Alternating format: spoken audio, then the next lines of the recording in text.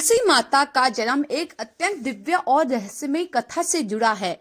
यह कथा बताती है कि तुलसी पहले गोलोक में भगवान श्री हरि की एक अत्यंत प्रिय भक्त और गोपी थी, जिनका नाम वृंदा था। वृंदा भगवान श्री विष्णु के प्रति अपनी गहरी भक्ति और प्रेम के लिए प्रसिद्ध थी। वह गोलोक में राधा के साथ भगवान श्री कृष्ण की रासलीला में शामिल होती और उनकी भक्ति में खोई रहती। लेकिन एक दिन जब वृंदा ने भगवान श्री विष्णु को राधा के साथ रासलीला करते हुए देखा, तो उनके मन में एक अजीब सी भावना उत्पन्न हुई। यह भावना ईर्ष्या के रूप में प्रकट हुई। वृंदा ने भगवान श्री कृष्ण को राधा के साथ देखकर सोचा कि क्या कारण है कि भगवान उन्हें अकेले नहीं चुनते।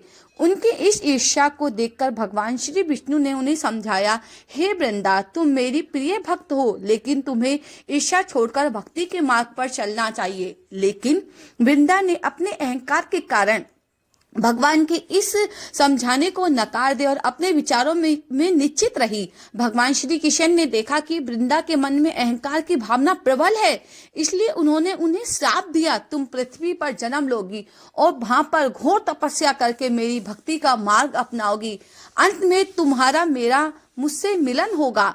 पृथ्वी पर वृंदा का जन्म दैत्यराज जलंधर की पत्नी के रूप में हुआ।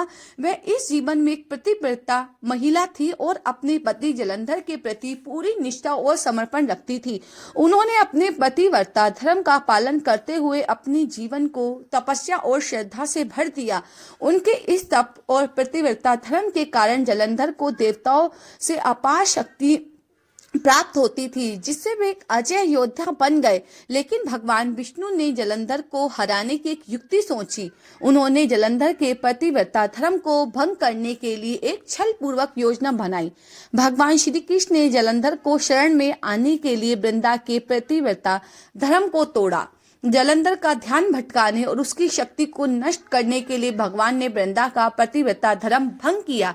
जब वृंदा को इस सत्य का पता चला कि भगवान श्री कृष्ण ने उसके पतिव्रता धर्म को भंग किया, तो वह अत्यंत दुखी हुई और क्रोधित हुई। उन्होंने भगवान श्री कृष्ण को शाप दिया, हे कृष्ण, तुम सालिग्राम रूप में पृथ्वी पर निवास करोगे। तुम मेरी पूजा और भक्ति का आदर नहीं कर सकते, इसलिए तुम सालिग्राम के रूप में रहकर मेरी पूजा के पात्र बनोगे। यह श्राप भगवान श्री कृष्ण के लिए विशेष प्रकार का उत्तरदायित्व बन गया। वृंदा ने इस श्राप दिया और अपने शरीर को त्याग दिया। उनके शरीर का त्याग करने के बाद उनके रूप तुलसी के रूप में बदल गया। इस प्रकार तुलसी एक पवित्र पौधे के रूप में पृथ्वी पर प्रतिष्ठित हुई।